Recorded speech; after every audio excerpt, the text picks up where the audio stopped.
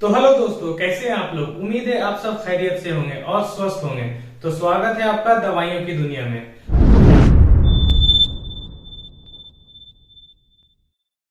आज हम लोग बात करने वाले हैं हेडेक यानी कि सरदर्द के बारे में।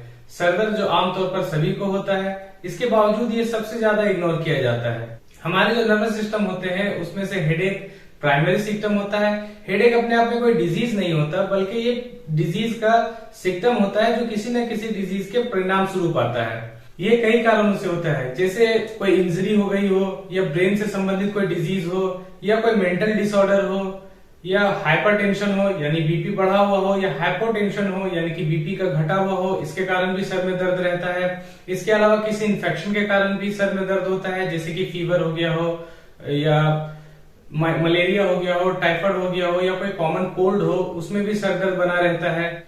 आंखों की कमजोरी के कारण भी सर में दर्द रहता है। अगर आंख कमजोर है या देखने में दिक्कत हो रही है तो उसके कारण भी सर में दर्द रहता है। इसके अलावा आंख, कान, दांत या गर्दन से रिलेटेड अगर कोई डिजीज है तो उसके कारण भी सर में दर्द रहता है।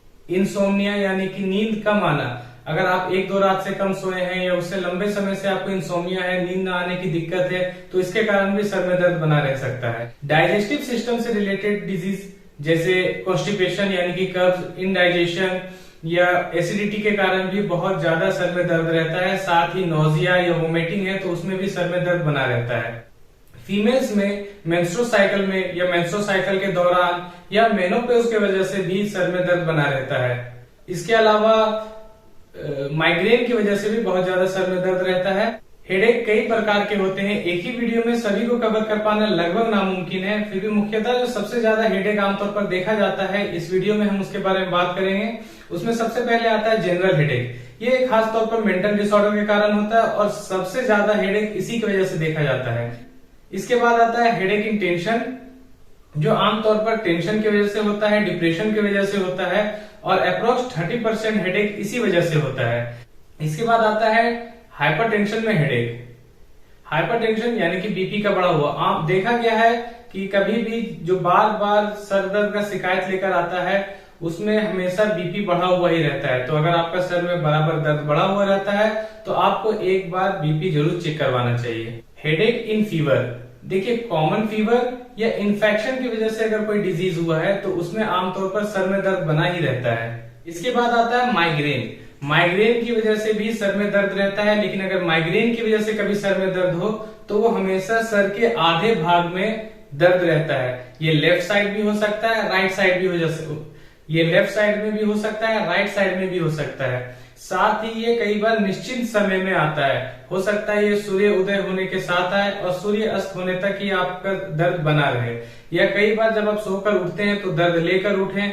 कई बार शाम में ये दर्द आएगा, यानी कि फिक्स टाइम पर ये सर दर्द होता है। इसके बाद आता है साइनस हेडेक। साइनस हेडेक जिन लोगों में बार बार सर्दी जुकाम होता है, साथ ही बराबर उसके नाक में बैक्टीरियल इन्फेक्शन होता है, यह बैक्टीरिया नोजल साइनस के म्यूकस में इन्फ्लामेशन कर देता है। इन्फ्लामेशन की इस अवस्था को ही साइनस कहते हैं। इन्फेक्शन के बाद इन साइनस में बड़ी मात्रा में म्यूकस जमा हो जाता है और आसपास के नर्व्स में दबाव पैदा करता है, जिसके कारण हम लोगों को सर में दर्द महसूस होता है। तो जिन लोगों को साइनस है उन लोगों को साइनस का ट्रीटमेंट करवाना चाहिए। सबसे पहले ये जानना जरूरी है कि हेडेक अपने आप में कोई डिजीज नहीं है, ये किसी न किसी डिजीज का सिम्टम है। तो आप ट्रीटमेंट में हेडेक का जो कारण है उसका पता लगाएं और उसका ट्रीटमेंट करवाएं। जैसे अगर पेशेंट को कॉन्स्टिपेशन है तो कॉन्स्टिपेशन का ट्रीटमेंट होना चाहिए। अगर पेशेंट का हाई ब्लड प्रेशर है तो हाई ब्लड प्रेशर का ट्रीटमेंट होना चाहिए। अगर पेशेंट को साइनस है तो साइनस के लिए जो सुटेबल एंटीबायोटिक होते हैं उसे उसको चलाना चाहिए और उसे ठीक करना चाहिए। साथ ही जिसे हेडेक हो रहा हो उसे चाहिए कि थोड़ा थोड़ा करके भोजन करे, थोड़ा थोड़ा करके अपना मील ले और ठंडी जगह पे आराम करें। अगर हम लोग ट्रीटमेंट की बात करें तो ट्रीटमेंट में कभी भी दवा किसी भी डॉक्टर से सलाह लिए बगैर इस्तेमाल नहीं करना चाहिए। ये वीडियो नॉलेज पर्पज के लिए है, तो इसे नॉलेज पर्पज में ही लें और कोई भी मेडिसिन को इस्तेमाल करने से पहले एक बार डॉक्टर की सलाह जरूर लें। जनरल ट्रीटमेंट में हम लोग एसिटामिनोफेन की 500 mg की टैबलेट ले सकते हैं। इसके अलावा हम लोग एस्प्रिन की टैबलेट ले सकते हैं जो कि डिस्प्रिन के नाम से आता है। इसके अलावा हम लोग सेरेडोन की टैबलेट भी ले सकते हैं। इन तीनों में से जो भी टैबलेट का आप इस्तेमाल करें, इसके साथ में ओमिप्राजोल का इस्तेमाल करें। ये गैस को कम करेगा। इसे हमेशा खाली पेट में ही खाएं। टैबलेट से आराम ना मिले तो डाइक्लोफेनेक का इंजेक्शन भी आप ले सकते हैं, जो कि डायनापार के नाम से आता है, 75 mg की। इसे आप 1 ml ले सकते हैं इंट्रामस्कुलर।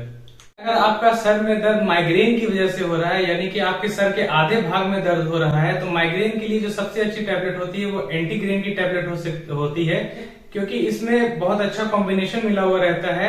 इसमें कॉम्बिनेशन मिला हुआ रहता है एर्गोटामाइन का, पैरासीटामोल का, कैफीन का, तो ये बहुत अच्छा कॉम्बिनेशन है। अगर आपको माइग्रेन की वजह से दर्द हो रहा है तो आप एंटीग्रेन की टैबलेट ले, ये आपको बहुत जल्द आराम देगा। इसके अलावा आप 0 ग्रेन की भी टैबलेट इस्तेमाल कर सकते हैं। इसका रिजल्ट भी बहुत अच्छा देखने के लिए मिलता है। अगर आपको सर दर्द हो रहा है और आप सारी दवाइयां खा रहे हैं, इसके बावजूद आपके सर में दर्द बना ही रहता है, तो आप आंखों का ट्रीटमेंट जरूर करवाएं। हो सके कई बार नजरों के कमजोर होने के कारण भी सर में दर्द बना रहता है, तो उसके लिए एक बार आप अपनी आंखों को चेक करवाएं।